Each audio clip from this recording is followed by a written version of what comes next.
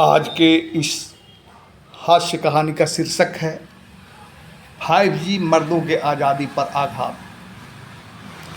भूख से पागल घर गया तो देखा श्रीमती जी मोबाइल में व्यस्त है।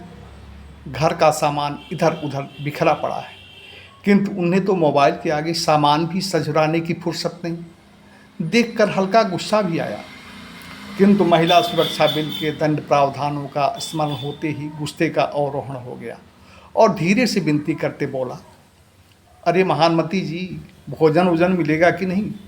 सुनते ही वे चिढ़ गई। इन मर्द बिरादरी को तो नारियों से उल्टा बोलने की ही आदत है। ऐसे पूछ रहे हैं जैसे मैं इनको खाना ही नहीं देती हूँ। उधर अकबर भी है कि बिना किसी कारण के योद्धा को डांट रहा है। यह बात कहते हुए भी उनके होठ तो हिले, किंतु नज़र मोबाइल पर ही जमे रहे। सुनते ही मैं समझ गया कि उनने जोधा अकबर सीरियल देखने से 1 मिनट की भी फुर्सत नहीं है।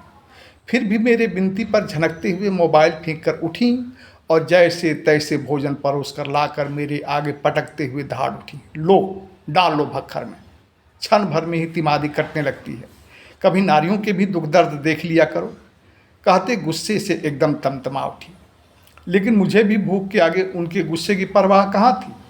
वे बड़बड़ाते जाकर फिर मोबाइल में व्यस्त हुई तो मैं भूख से व्याकुल चावल दाल मिलाने में, किंतु जैसे ही पहला कौर मुंह में डाला तो देखा कि दाल में नमक ही नहीं है।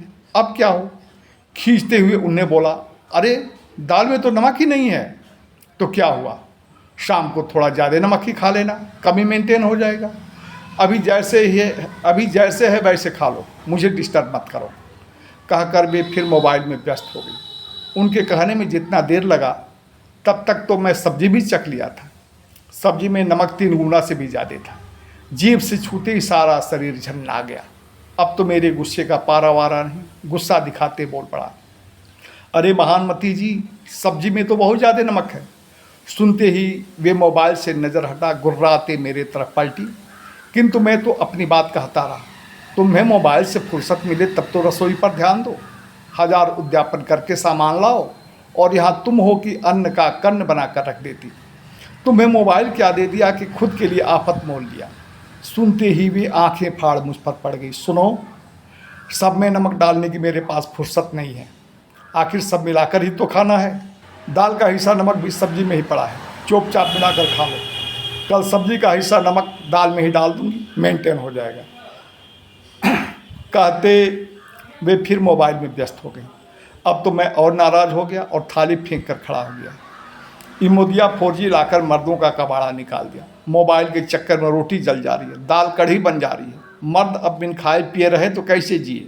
अभी 4G ही मर्दों का सिरदर्द बना था, तब तक यह भागा 5G लाया। सुनते ही उनके ज्ञान की पोटली खुल गई। सुनो, ज़्यादा बकबकाओ मत, नहीं तो 5G लॉन्च हो गया है। अब तुम्हें ठीक करते तनिक देर ना लगेगी। अब यह समझो कि मर्दों के छुट्टा साण घूमने के दिन ख़त्म।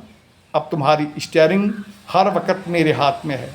चाहे जहाँ कहीं भी रहो, लेकिन तुम्हें ड्राइव मैं करती रहूँगी। जब भारत में बैठकर मोदी जी स्पेन की गाड़ी चला रहे हैं, तो भारत में बैठकर पत्नियाँ भारत में मर्दों की को क्यों नहीं चला सकती हैं। सुनते ही मुझे भी परम ज्ञान हो गया कि सच में 5G मर्दों के साथ बहुत बड़ा षड्यंत्र है।